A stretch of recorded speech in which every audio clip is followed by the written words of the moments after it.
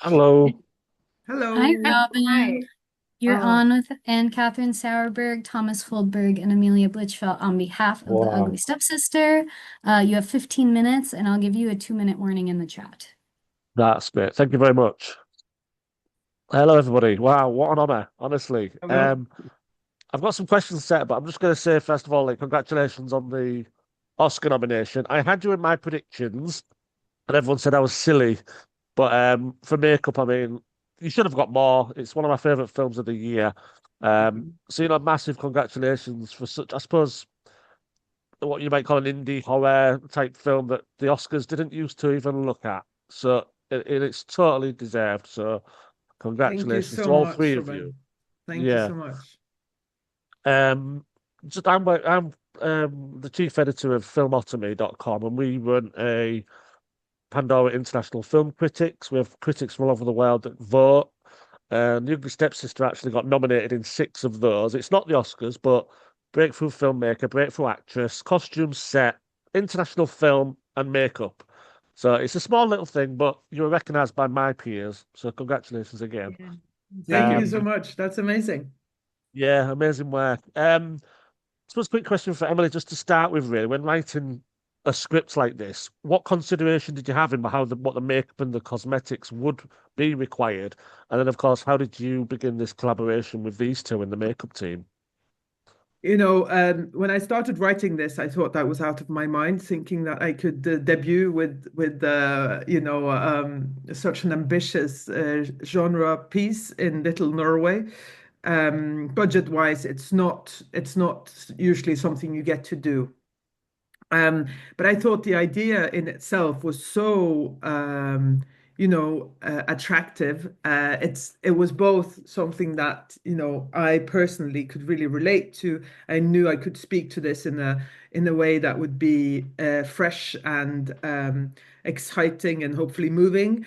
At the same time as there was this let's say commercial identity in it as well, with it all being based on Cinderella. So I thought I'd give it my best go. And then and I knew all the time that I needed to write a better script than the idea in itself, making a movie about the stepsister of Cinderella and why she cuts off the shoe is very conceptual. And I knew the script needed to be even better than that pitch, for it to carry through. So I set out on that, and to my delightful surprise, which has continued, all the way now to the Oscars, Mhm.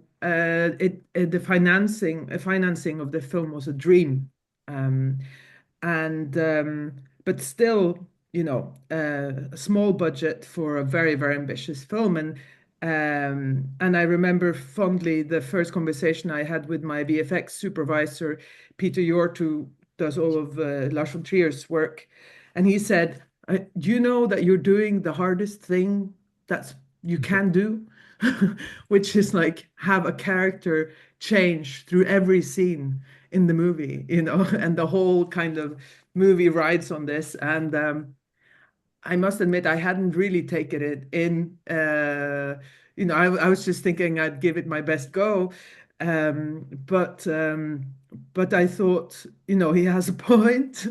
And if there's three things that really, really had to work in this movie, it was the casting, it was the costumes, and it was the makeup effects. If I had those three things, I knew it would work.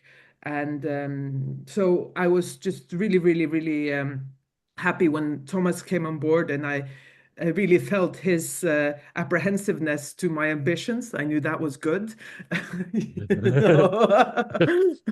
And I knew that this was a guy that would not, let anything that was not good enough get through, and who would really fight for the yeah, be realistic about it, Yeah. which so I could be unrealistic about it. Yeah, just for Anne and Thomas as well. Then, so I mean, I saw a video recently which I was quite amazed by, which was with Leia, the actress. The nose was actually almost an entire face, which when you're watching it, you had no idea. You just think the nose that looks really good, but it's so. I mean, that surprised me. What other makeup work did you do on this film that you think audiences will be surprised by? I mean, like pleasantly surprised. Like, oh, I did not know the makeup department did that. There must be tons of it. I mean, just tell us Yeah. a little bit about that. Yeah, there is, because the work I did on the film is so divided in two. We have the characters work on Elvira, and then all the bloody stuff, and then the puppet stuff with the rotting dad. So it's and the tapeworm. So but Elvira's look, doing that was definitely the most demanding and interesting part for me to do, because we definitely wanted to change Leia and make her look a little younger, more like innocent, more juvenile, more she was chubby, like goofy teenage style. That whole look was so interesting to do, and I've discovered that a lot of people didn't realize that she was in a big makeup. So that's a shame, because that's what I really want to show from this film. Yeah, so she is in half of the movie. She's wearing cheeks, nose, and a double chin and a neck piece, and even arm prosthetics for some scenes, and a bodysuit underneath the costume just to make her a little more soft. So that was it, and that was interesting and super demanding. That's a great achievement, that though, isn't it? Because you almost want people to notice your makeup, but when you don't notice things like that, that's also like great achievement for you as well. That you must think, yeah, you didn't see the lines, you didn't see the strings, so to speak. Excellent. I mean, Anne Catherine, do you have anything to add to that with your collaboration with Thomas? No, I think the most amazing part of the makeup in the film is this little bit chubby Elvira. I know all the other things are amazingly made, the eyelash scene, the chopping of the feet, everything is like its very own style, but I think the top brilliant thing is the cheeks and even the Yeah, little so great. pimples in the picture behind you, that she has little pimples on her Yeah. cheeks, and they're so cute and fantastic. Yeah. Yeah, terrific performance from the leading girl. I know it's a first feature film as well, but how did each of you, including you, Emily, like how did you collaborate with her? And it must have been grueling for her at times. What was that collaboration like between makeup, actress, director, actress? Leia was really, a find one in a million thing. I saw so many girls, and then who didn't have the confidence, she was just 22, 21, 22 when we shot this, her first film, and I was looking for someone who could, evoke emotion, who could do humor, irony, who could play this naive thing, but then also do insane body stuff, and embody all of this. And Leia, just from the first audition, I knew I'd found her, especially when it came to like this quirkiness and her she has a quite of a big expression that I loved. But really all the her physicality was something that I learned later on, and I don't know a stronger physical actor. I mean, both in like endurance of hours on set and all the things she can do, but also how she uses her whole body when she acts, and I think this was also a big part of creating Elvira in the beginning with Thomas, and designing this character was, of course, on directly on Leia's face, and see how she would move with it, and she can have so much stuff on, and still it just shines through. Yeah. Yeah, she Yeah, I has. mean, sorry, go She's on. so she's like so good at acting through the makeup, first of all, but and her emotional depth is really big. It's quite amazing.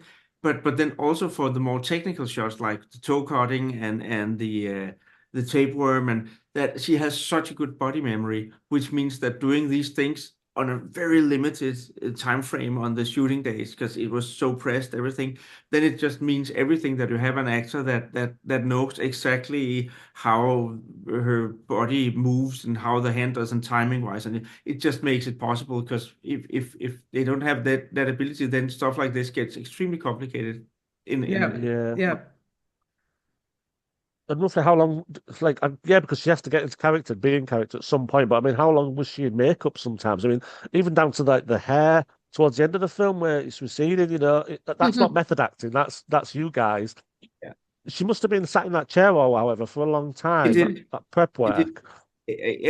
The shortest one was like 1 hour, and then the long days was 4 hours. So everything from 1 to 4 hours in my chair, and then she moved to Anne Catherine's with different kinds of hair and makeup. Yeah. So Excellent, excellent. Yeah, it's really great. Just for each of you, collaborate with each other and with the director, and that partnership. You've discovered each other. What conversations did you have with each other, the three of you? And did you learn anything new about the film world from each other? The film world. Yeah, or making in general. I mean, from a makeup point of view or a director's point of view. Like I've learned everything I've done on this movie. I've learned from these guys because it's my debut. So I've never touched what they do before, and Yeah. I'm a very tactile director. So I like touching stuff. I like Yeah. meddling with stuff, and I also like really understanding the environment of the people I work with, and what does it demand of them when I ask them of this, Yeah. it's like knowing your producer's budget, it's kind of knowing the limitations and possibilities within the work of the people you work with. So I was I hope not too annoying and not too much in their hair, but I was really just like hanging around. In the costume department, I almost became, they called me a costume assistant. I was actually putting the costumes on the characters. I didn't go that far with Anne Catherine and Thomas's stuff because it's a little bit more technical and Yeah. a bit more, fragile. But I was really, just soaking it all in, and I've learned so much. So, yeah, anything to add on that, Anna Thomas, just about your collaboration with the director? Was she good to you? yeah, really good. And the good part was that, first of all, being so of course interested in what we actually do, apart from also what Emilie wanted from us.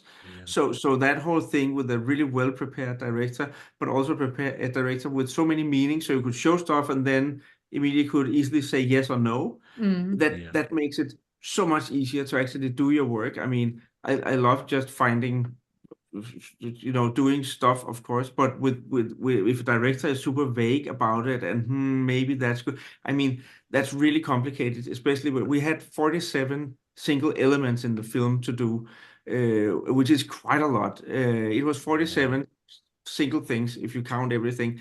And then there's just not really time for vague answers. So Emilie being that persistent in some ways and okay, we have to stop now. It's like really complicated. Yeah. There's someone knocking on. We But can't hear it, in a Robin, but there's hotel room, someone who's in very annoyed Poland. with them having interviews in No, this you're hotel. okay. You're okay. Well, I'll just say finish. I'm going to follow your Oscar journey. I'm going to publish it on the site. I'm going to push for the film. Congratulations! I'm going to get everybody to watch it. I think it's a stunning achievement. So best of luck next Thank month. you, Thank you and so thank much. you for watching us. Thank you. Yeah, No thank Yeah, problem. thank you. Lovely. Thank you Loved it. so Thank you much very for much. cheering it on.